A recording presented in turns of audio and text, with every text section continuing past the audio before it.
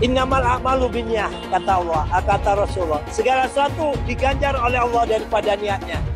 Nawaitu kami kesini adalah ibadah. Karena hubbul watan minal iman. Mencintai bangsa, mencintai tanah air adalah bagian daripada iman. Kami cinta kepada bangsa kami. Kami cinta kepada tanah air kami. Kami melihat kecurangan pemilu begitu masif. Ya, baik yang dilakukan oleh KPU maupun Bawaslu yang tidak bertindak, baik oleh MK, inilah yang menjadikan kami bersama rakyat Indonesia yang lainnya bergerak untuk memperbaiki bangsa kami. Karena kami bukan anggota DPR, kami hanya adalah anak bangsa yang cinta NKRI ini. Jalan kami adalah parlemen jalanan, agar wakil-wakil rakyat kami mendengarkan. Jika tidak, kami akan tetap terus bergerak. Ya, meskipun lebaran pun kami akan bergerak agar suara kami didengarkan oleh wakil rakyat kami. Terima kasih. Semua sudah bagus, tapi itu bukan solusinya. Solusinya adalah people power. People power. Tidak ada revolusi yang tidak ada orang meninggal. Harus nyawa, harus, dan saya siap memimpin, menjadi syuhada. Siap. Allahu Akbar. Masya Allah. Fi amanillah. Masya Allah. Kami menuntut panjenengan mau menandatangani pernyataan mendukung hak angket dan pemakzulan Jokowi. Bagaimana? Dan panjenengan sebagai Bapak Ketua DPR mau bersama dengan rakyat menyampaikan aspirasi panjenengan. Hati-hati Bapak Ibu, jangan main-main. Panjenengan bisa main-main dengan kami rakyat, tapi penduduk langit akan mencatat semua perbuatan panjenengan. Akhirat itu tidak ada pembelanya, tidak ada pengacaranya. Kami menolak pemilu curang, dan kami menolak politik dinastik di negara ini. Oleh sebab itu, saya mewakili emak-emak yang hari ini menangis karena kondisi ekonomi semakin berat. Sebagai seorang muslim, mengajak panjenengan semua, kalau panjenengan masih merasa manusia, mari berjuang bersama kami untuk negara ini. Saya takut kalau kita diserahkan pada pemimpin yang zalim. Saya adalah nabi yang memiliki mukjizat multi super telepati, yaitu di mana penglihatan, pendengaran, pikiran, rasa, dan suara hati saya terhubung secara permanen dengan manusia lainnya. Pada hari ini, setelah melewati proses yang panjang, maka tiba saatnya saya harus mengabarkan pada dunia untuk segera membubarkan agama Islam sesuai dengan petunjuk dari Tuhan Yang Maha Esa demi kepentingan seluruh umat manusia. Allahumma anzil alaihim balakal ladzi la yuradu anil qaumadz zalimin. Ya Rabb, turunkan azabmu pada Jokowi dan sekutu-sekutunya. Azab yang tidak dinikmati, yang tidak diinginkan oleh orang-orang zalim. Ya Rabb, turunkan. Allahumma ashibhim adada waqtulhum badada. Hitung jumlah mereka yang jahat, hitung jumlah mereka yang menjual negeri ini, dan habiskan mereka semuanya. Ya Rabb, anak-anakku yang beragama, yang Islam dia, tapi mereka beragama Nasrani, Katolik, Protestan, dan yang lainnya, mereka punya Tuhan. Tapi Jokowi, dia tidak punya Tuhan. Mereka punya Tuhan, tapi Jokowi, dia tidak punya Tuhan. Saudaraku, anak-anakku, saya sengaja menyempatkan datang. Usia saya sudah 74 tahun lebih 2 bulan. Saya khawatir anak cucu saya tidak punya negeri nantinya, karena negeri ini akan dikuasai oleh Cina dengan tentara-tentaranya sudah banyak. Di Morowali bertengkar tentara Indonesia, tenaga kerja Indonesia dengan tenaga kerja Cina, yang mati anak Indonesia 100 orang, Cina cuma 1 yang ditangkap dan dipenjara anak-anak kita tenaga kerja Indonesia. Saya menangis. Ini negeri siapa? Anakku, saudaraku, tentara, polisi, bangkitlah, sadarlah, minta pada Allah, datangkan kesadaran pada para abdi Satria jangan membela yang salah. Kita pemilik negeri ini, bukan Jokowi dan keluarganya. Jokowi adalah antek-antek komunis. Antek-antek komunis. Betul atau tidak? Ayahnya adalah ajudan Aidit. Dan ternyata sidang demi sidang mengadili tentang ijazahnya, dia tidak pernah kirimkan ijazah aslinya. Tandanya apa itu? Jadi saatnya dia harus turun, masukkan penjara, dia harus mendapatkan hukuman yang sebesar-besarnya. Kita semua harus bangga jadi orang Indonesia. Ya, kita kritik bangsa kita, tapi kritik yang membangun. Jangan kritik merasa semua jelek, semua jelek. Kalau jelek pindah aja kalau dari Indonesia.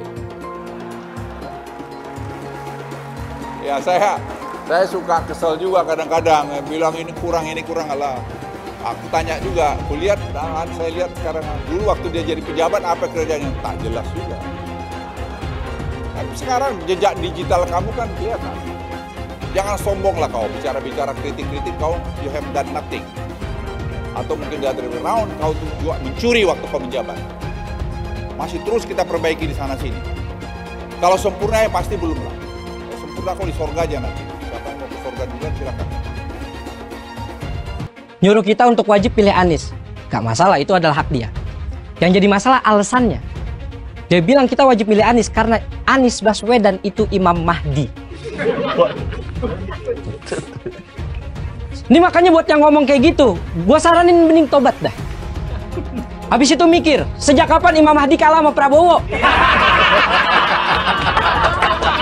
Sama Prabowo kalah gimana lawan Dajjal, Bang? Ya Allah.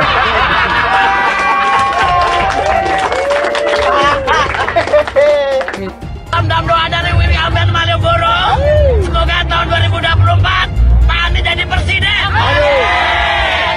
Pak Anies, aku berharap engkau mengerti malam ini sukses ya. Kasih dihancurkan oleh siapa? Jokowi adalah sumber apa?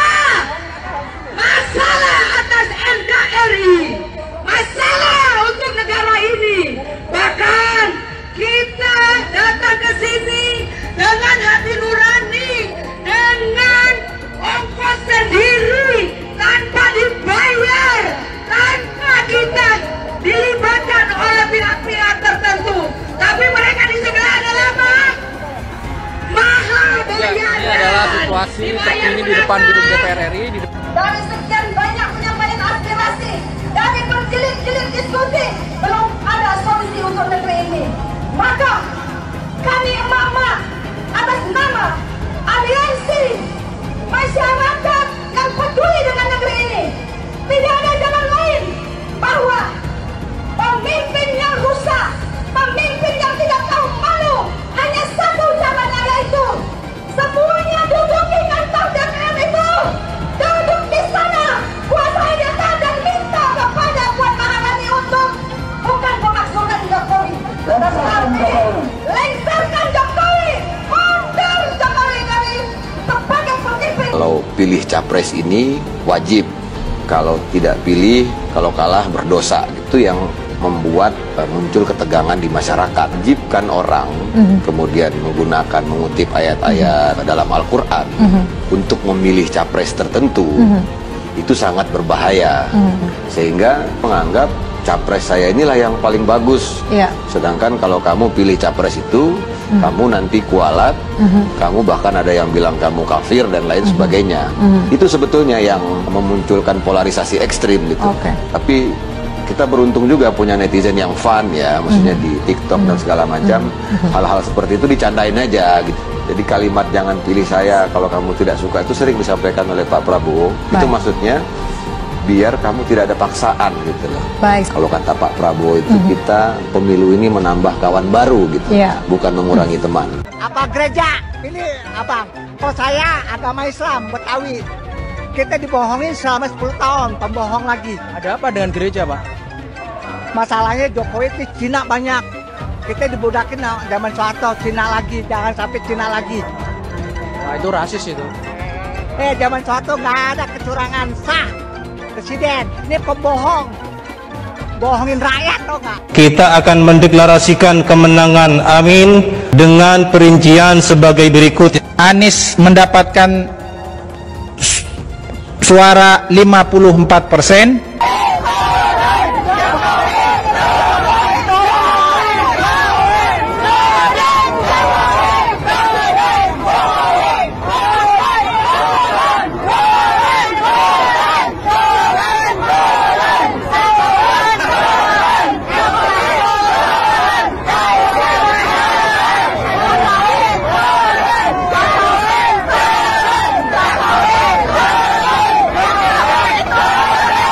Beb, apakah tidak pilih Anies masuk neraka? Kata siapa? Siapa yang ngomong begitu? Ini negara demokrasi, orang bebas mau pilih siapapun. Kan udah pernah bahas di ceramah itu. Nggak boleh saling mengkafirkan, apalagi ngomong, oh kalau nggak pilih ini masuk neraka, itu orang goblok yang ngomong begitu. Jokowi itu apa sih? Jokowi itu apa? Ya Allah, ya itu seperti boneka golek, ditata ke sini ditata ke sini tapi sebenarnya lebih pinter anak saya loh. Bener apa enggak? Lebih pinteran anak saya, anak TK. Masa 1 ditambah 1 berapa? Dia bilang 11. 1 ditambah 1 buat 11. Otaknya di mana? Otaknya di mana? Goblok kalian, tolol kalian. Ngaku profesor. Masa 1 tambah 1 buat 11? Goblok apa enggak? Tolol apa enggak? Saya menentang politik identitas karena bagi saya politik identitas dengan membawa-bawa agama itu mempermainkan agama. Mengajak-ngajak orang untuk ikut demi agama, padahal yang ngajak ini sebetulnya mencari dunia, yaitu jabatan dunia. Kepada orang banyak katanya ngajak-ngajak, kalau ikut saya masuk surga, nyoblos saya masuk surga. Tidak nyoblos saya neraka, tidak berhak disalati kalau mati misalnya. Ini mempermainkan agama.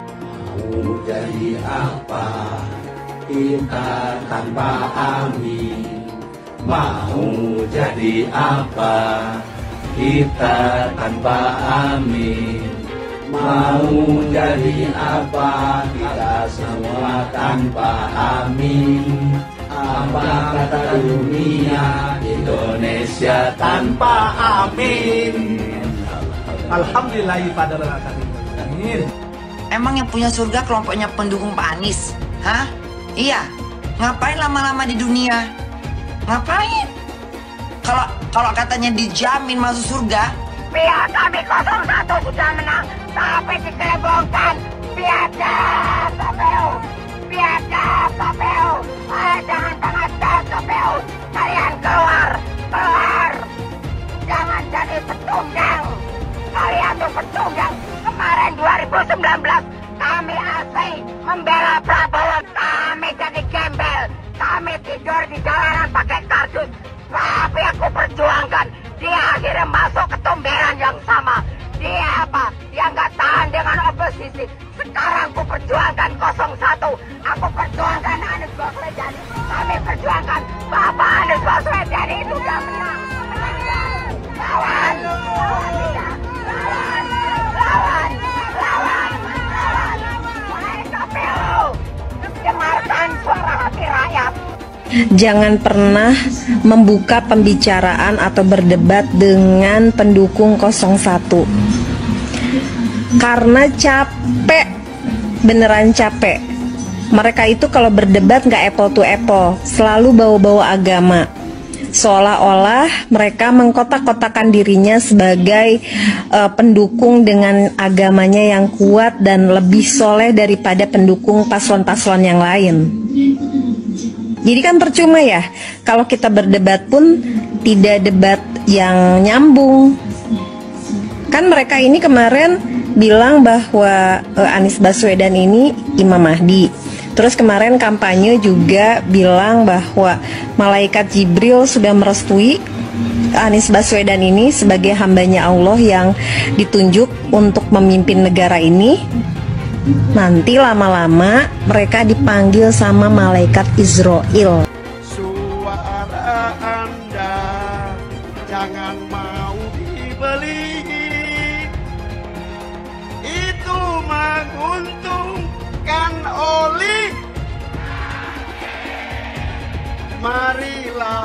kita tegakkan Indonesia bukan milik dinasti, Indonesia bukan milik. Gak belok-belok. Nah, milih Anies masih neraka. Ya, emangnya Anies malaikat? Emangnya Anies Allah? Dia juga belum tentu di belakang kita mah. Kan anaknya aja boro-boro pakai jilbab, Ibu. Anaknya aja nggak pakai jilbab. Iya. Masalah surga dan neraka hanya Allah yang tahu. Barangkali jangan salah, Prabowo kan haji. Jangan merasa dia paling hebat. Jangan jual belikan agama. Kita capres-capres aja. Nasional. Tadi viral itu. Gitu. Indonesia aku maju. Bisa aja ya nggak? Sekarang berubah. Apa yang dirubah? Purwakarta ya Purwakarta aja, nggak bisa ada jadi yang lain-lain. Harus maju. Bukan dirubah, dimajukan. Ya nggak? Capek-capek belajar agama, capresnya Imam Mahdi. Bener aja, rugi dong. Yaitu Abah mengutus 1000 malaikat. 1000 malaikat. Dari 1000 malaikat, yang satu malaikat membawa 1000 malaikat. Berapa itu jumlahnya? 1 juta. Kita akan mencoblos pilihan Allah dan Rasulnya. Siapa Imam Mahdi? Profesor Dr. Anies Rashid Baswedan. Itu Imam Al-Mahdi. Al-Imam Al-Mahdi 2024 memenangkan Anies Baswedan. Kenapa? Imam Mahdi. Semua sedunia kalau haram tidak mendukung Anies untuk Presiden Indonesia 2024, Dajjal. Kalau tidak memenang Anies Baswedan untuk Presiden, Dajjal. Catat itu, amin menang wajib, amin kalah dosa. Secara eksplisit ditulis dalam Al-Quran. Quran surah Al-Qasas ayat 26, Quran surah Asy-Syu'ara ayat 107, 125, 143, 162, 178, 193. Quran surah Ad-Dukhan ayat 18, ayat 51, Quran surah At-Takwir ayat 21, dan Quran surah At-Tin ayat 3. Tepuk tangan untuk kemenangan amin. Amin menang, amin kalah. Catat itu, amin menang wajib, amin kalah dosa. Kata amin disebut 14 kali di dalam Al-Quran, terdapat di dalam 8 surah. Insya Allah ini menjadi isyarat bahwa pada tanggal 14 Februari 2024 Bapak Anies akan menjadi presiden yang ke-8 dan Pak Muhaimin akan menjadi wakil presiden yang ke-14. Tepuk tangan. Amin menang, amin kalah dosa. Hidup amin, hidup amin, caplos amin, menangkan amin, amin menang 1 putaran, amin, amin menang wajib, amin kalah dosa, amin menang, amin kalah dosa. PKB sekarang, PKB-nya itu yang diambil Muhaimin Iskandar dicuri. Yang tidak mendukung Anies sebagai presiden harus dipertanyakan keislamannya. Hamba itu namanya Anies Baswedan. Dia akan panggil malaikat Jibril. Wahai Jibril, aku mencintai hambaku yang insya Allah namanya Anies Baswedan. Kabarkan kepada seluruh umatku, seluruh makhlukku, bahwa aku mencintai Anies Baswedan. Maka Jibril akan mengatakan kepada seluruh makhluk di langit, seluruh makhluk di bumi, cintailah Anies Baswedan. Maka insya Allah makhluk di langit dan makhluk di bumi semuanya akan mencintai Anies Baswedan dan mendoakan pada 14 Februari insya Allah Anies Baswedan Presiden Republik Indonesia. Siap Bekasi memenangkan Anies Baswedan 80%? Siap menang 1 putaran? Saya tidak mau pemimpin masa depan menyalahkan angin di kemudian hari. Anda kalau nyindir lain kali jangan pakai angin, Mas. Mau bilang lagi, jangan salahkan angin. Saya kan sampaikan soal angin ya kemarin. Angin tak ada KTP-nya. Angin itu bergerak dari sana sini. Ketika polutan yang muncul dari pembangkit listrik tenaga uap mengalir ke Jakarta, maka Jakarta punya indikator, karena itu Jakarta mengatakan ada polusi udara. Ketika anginnya bergerak ke arah Lampung, ke arah Sumatera, ke arah Laut Jawa, di sana tidak ada alat monitor. Ada orang yang bilang jangan cerita soal angin, maka dia tidak menghormati ilmu pengetahuan. Milih Anies dan Imin setidaknya sudah menyelamatkan Indonesia dari kehancuran. Gus Dur saja dikudetanya, apalagi rakyat. Yang satu memang jago kata-kata, jago beretorika, nggak kelawan kalau soal kata-kata. Kalau PKB sekarang bukan PKB Gus Dur, ini PKB Caimin.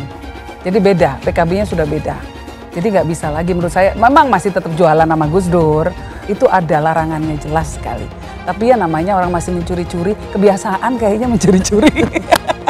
Mencuri partai, sekarang mencuri gambar.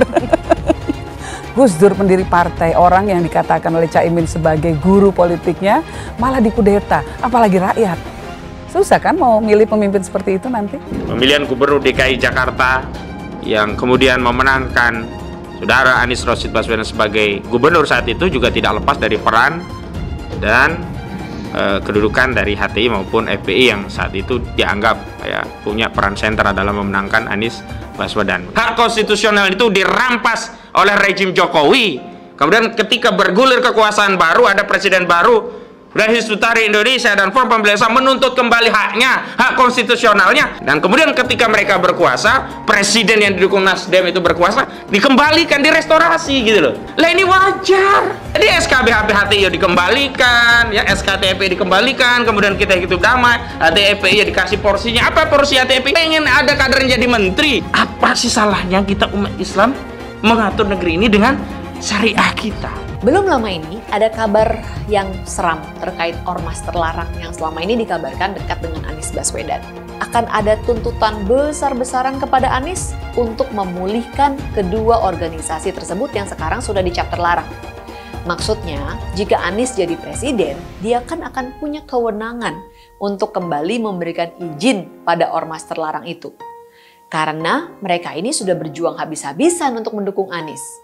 Gimana kalau Anies menolak tuntutan itu? Tentu akan ada demo besar-besaran. Mungkin bahkan akan ada gelombang demo berjilid-jilid karena mereka telah dikecewakan oleh Anies, padahal sudah didukung dari awal. Ini mengingatkan kita pada fakta bahwa dua ormas ini dulu juga getol mendukung Anies pada Pilgub Jakarta 2017 yang lalu.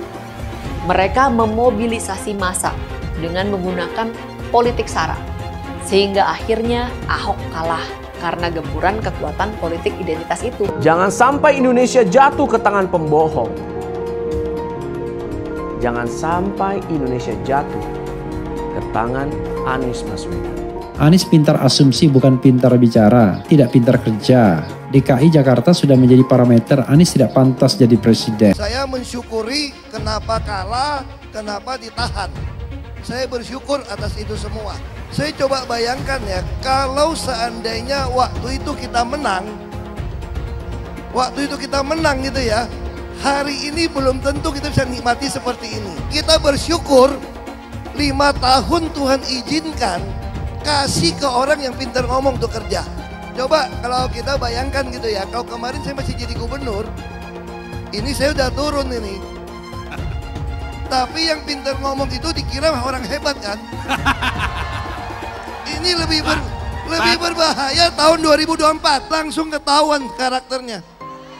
Langsung ketahuan itu. Di saya juga ada kutipan Pak di kamar saya Pak. Tulisannya, Jakarta telah mengambil keputusan yang fatal. Anies bilang dia akan membuka lapangan kerja. Yang dulu janjinya 200.000 lapangan kerja, ternyata cuma omong kosong alias cuma janji palsu. Soal pembangunan yang berkelanjutan. Dia bilang di Jakarta dia udah meneruskan yang udah baik. Lu jangan percaya ya, itu ngibul. Faktanya nggak seperti itu loh. Belum lagi nih, program penanggulangan banjir. Jadi di daerah Jakarta itu ada daerah yang sebelumnya udah bebas banjir. Pas Anies mimpin, kok bisa-bisanya daerah itu banjir lagi? Gimana nggak banjir kalau kalinya udah nggak pernah dikeruk sama dibersihin, Pak? Kalau soal Jakarta, gue bisa bicara banyak deh. Jadi gue saksi bobroknya kepemimpinan Anies di Jakarta. Dan gue bisa pastiin, omongan manisnya Anies soal apa yang dia lakukan waktu mimpin Jakarta itu banyak nimbulnya. PKI yang kita harapkan, Anies Baswedan yang begitu jelas Islamnya. 4 tahun 8 bulan jadi gubernur. Mana peraturan pergub saja yang melarang miras? Mana perda Islam apalagi? Yang akhirnya tidak berani juga menegakkan hukum. Banjir tetap banjir, macet tetap macet, kriminalitas Jakarta. Anda tahu, 2 menit sekali terjadi pencurian. Sekarang orang sedang euforia, dia mau dicapreskan. Bagaimana umat terjebak lagi, bodoh lagi, masuk lagi. Kalau misalnya memang Anies itu mau maju dan dia tekad mau menegakkan hukum Islam dan menyatakan perlawanan, saya peduli. Tapi dia tidak lakukan itu. Bapak politik identitas Indonesia Anies Baswedan, Bapak intoleransi Indonesia Anies Baswedan. Jangan lupakan, jangan terlena, jangan sampai dia pecahkan kita dengan dagangan ayat dan mayatnya. Air itu turun dari langit, turunnya ke atap rumah langsung sumur bor, bukan ke sungai dan ke laut. Jangan hanya konsentrasi pada pembangunan benda-benda mati yang indah difoto dan bisa ditunjukkan dalam 5 tahun hasilnya. Kalau kita mau menilai sebuah janji, maka lihat janjinya atau lihat kenyataannya. Dulu janjinya apa ya? Dan ini aneh, betul-betul aneh. Ini bukan kampanye, tapi saya sampaikan sini. Di satu sisi menyiapkan jalur-jalur air untuk dikirim ke laut, di sisi lain di lautnya dipasang dengan pulau reklamasi, tinggal tunggu waktu jadi rob, air balik. Dan ini melawan sunnatullah. Kenapa? Air itu turun dari langit ke bumi, bukan ke laut. Harusnya dimasukkan ke dalam bumi, masukkan tanah. Di seluruh dunia air jatuh itu dimasukkan ke tanah, bukan dialirkan pakai gorong-gorong raksasa ke laut. Jakarta telah mengambil keputusan yang fatal. Bukan banjir, itu memang parkir air. Bukan banjir, itu memang parkir air. Masyarakat berkeliling dengan membawa toa untuk memberitahu semuanya, termasuk sirine. Ibon 82 miliar. Apa alat transportasi yang dimiliki oleh hampir setiap orang? Alat transportasi yang dimiliki semua orang adalah kaki. Kalau seandainya orang Jakarta percaya Pak Anies jadi gubernur pun, saya berani jamin kok dia akan lakukan normalisasi yang sama seperti saya lakukan kok. Gak usah bohong lah. Ketika air sampai di muara, maka siap untuk dipompa ke laut. Pancasila Soekarno, ketuhanan ada di pantai. Anak Tuhan dari mana? Kalau Yesus anak Tuhan, bidangnya siapa? Besok di seluruh wilayah Indonesia kami katakan damai. Iblis hanya menggoda orang yang beriman. Makanya jarang-jarang orang kafir kerasukan setan. Yang kerasukan setan itu orang baik-baik. Jarang, saya belum pernah nengok Cina kerasukan setan. Pernah tak Ahok itu kerasukan setan? Enggak, setannya juga. Karena sesama setan dilarang saling menggoda. Karena di salib itu ada jin kafir. Haleluya. Kepalanya ke kiri apa ke kanan?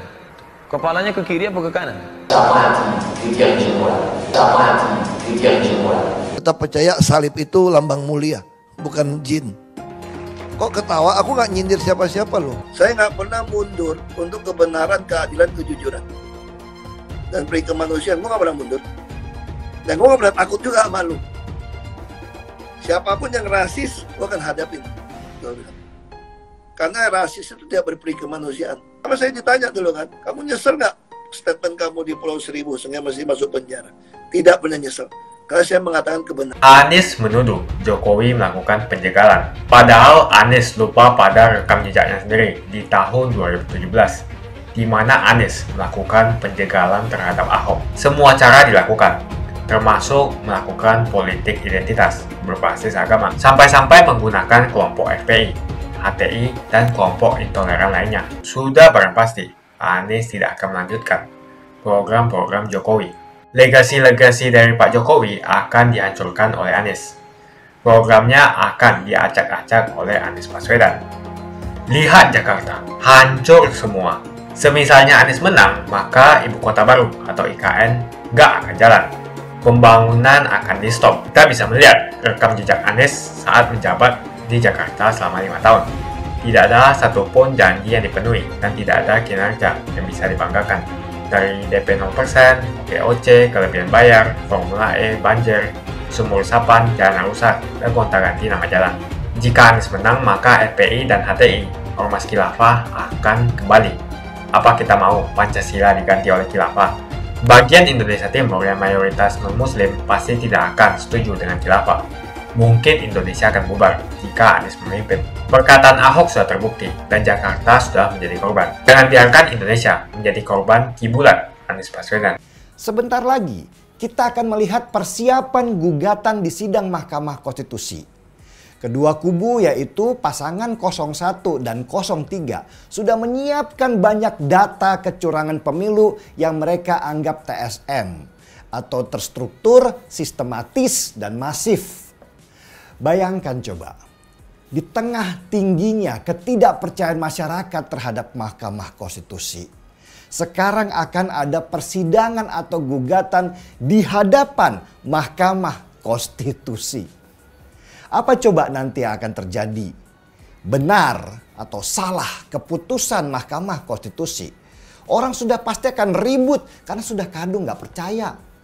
Bahkan demo-demo besar kemungkinan akan terjadi di jalan-jalan. Mahkamah Konstitusi butuh usaha yang sangat besar untuk memulihkan nama lembaga itu kembali supaya mereka bisa dipercaya sebagai perpanjangan tangan Tuhan kembali. Fokus permasalahan yang akan diajukan ke Mahkamah Konstitusi sudah bukan lagi masalah masing-masing pasangan dapat angka berapa, tetapi akan membahas tentang betapa rusaknya pemilu 2024 ini karena diduga ada campur tangan kekuasaan yang bermain untuk memenangkan paslon tertentu.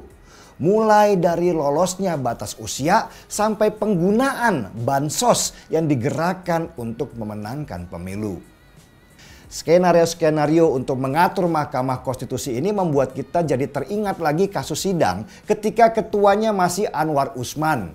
Betapa mudahnya mengatur sebuah lembaga tinggi yang seharusnya menjadi tempat bersandar hukum di Indonesia. Sejak kejadian lolosnya batas usia Gibran oleh pamannya Anwar Usman di Mahkamah Konstitusi, kepercayaan publik terhadap hukum di Indonesia itu makin merosot. Rasa jijik masyarakat terhadap Mahkamah Konstitusi seperti ada di puncaknya pada masa itu.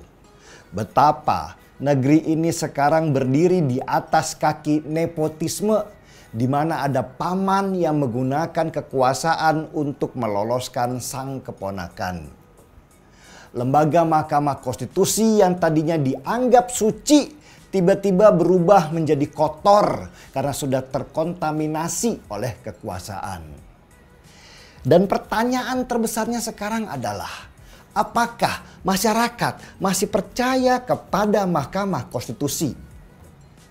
Bahkan Ketua Mahkamah Konstitusi pengganti Anwar Usman itu sampai menangis melihat begitu hancurnya nama baik Mahkamah Konstitusi di mata banyak orang.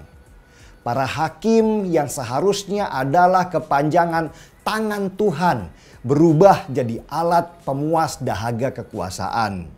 Hei, Bapak dan Ibu hakim dimanapun Anda berada, jabatan Anda itu sebelah kakinya ada di surga dan di sebelahnya ada neraka. Jadi berhati-hatilah dalam memutuskan, karena putusan Anda tidak bisa dibeli dengan uang berapapun juga. Ingat, Anda itu adalah penentu hukum di dunia. Itu bukan peluang, tetapi amanah, beban berat yang harus dipikul sebagai perwakilan Tuhan di dunia. Putuskanlah sesuatu yang benar karena benar, bukan karena nurani yang digadaikan. Pertanyaan kembali lagi, apakah masih ada kepercayaan pada Mahkamah Konstitusi sekarang? Saya menyarankan taruhlah kepercayaan itu pada titik yang paling bawah. Jokowi takut legasinya dirusak Anies Baswedan. Lihat Jakarta, hancur semua. Lihat saja misalnya di Jakarta. Anies menghancurkan semuanya. Legasi-legasi dari Pak Jokowi akan dihancurkan oleh Anies. Programnya akan diacak-acak oleh Anies Baswedan. Wajar-wajar saja jika Jokowi dalam pusaran ketakutan ketika masa kekuasaan berakhir di tahun 2024. Sudah barang pasti, Anies tidak akan melanjutkan program-program Jokowi. Semisalnya Anies menang, maka Ibu Kota Baru atau IKN nggak akan jalan. Pembangunan akan di-stop. Legasi-legasi Jokowi akan hancur. Anies menuduh Jokowi melakukan penjagalan. Padahal Anies lupa pada rekam jejaknya sendiri di tahun 2017, di mana Anies melakukan penjagalan terhadap Ahok. Semua cara dilakukan, termasuk melakukan politik identitas berbasis agama, sampai-sampai menggunakan kelompok FPI, HTI, dan kelompok intoleran lainnya. Anies Baswedan sampai nekat berkoalisi dengan ormas preman berjubah agama. Di tahun 2024, Anies Baswedan akan kembali menggunakan strategi di tahun 2017. Kelakuan-kelakuan relawan Anies yang menjalankan strategi ini masih pakai pola yang lama. Pola yang lama berupa membangun opini negatif terhadap pemerintah dan Komisi Pemilihan Umum. Curangan Anies lainnya adalah melakukan kampanye sebelum waktunya, di mana dia mengganti namanya menjadi head start untuk membingungkan publik. Atau kecurangan Anies Baswedan yang menggunakan jet pribadi saat kampanye di mana-mana. Berapa kecurangan dari biaya kampanye yang menggunakan jet pribadi? Apakah ini datang dari korupsi BTS yang dilakukan oleh Menkominfo dari Partai Nasdem? Tak main-main kecurangan maling atau korupsi yang dilakukan oleh Johnny G. Plate adalah sebesar 8 triliun rupiah. Suka tidak suka, senang tidak senang, sadar atau tidak sadar, pola Anies Baswedan ini sudah basi. Nampaknya para relawan Anies sudah tak punya cara atau metode lain dalam berkampanye sehingga memainkan strategi playing victim. Memang basi sih strategi ini, tapi sangat terbukti ampuh, apalagi jika ditambahkan dengan jualan isu agama. Kita bisa melihat rekam jejak Anies saat menjabat di Jakarta selama 5 tahun. Tidak ada satupun janji yang dipenuhi dan tidak ada kinerja yang bisa dibanggakan. Dari DP 0%, OKOC, kelebihan bayar, Formula E, banjir, sumur resapan, jalan rusak, dan gonta-ganti nama jalan. Diketahui Anies pun masih berhutang 100 miliar kepada Sandiaga Uno, dan sampai saat ini belum dibayarkan. Untuk jadi gubernur saja, Anies sampai berhutang 100 miliar kepada Sandiaga Uno, dan belum dibayarkan. Apalagi jadi presiden, berapa triliun yang akan Anies hutangkan? Dan bagaimana Anies bisa membayar utang triliunan itu? Apakah Indonesia siap untuk dijual? Jika Anies menang, maka FPI dan HTI, Ormas Khilafah, akan kembali. Apa kita mau Pancasila diganti oleh Khilafah?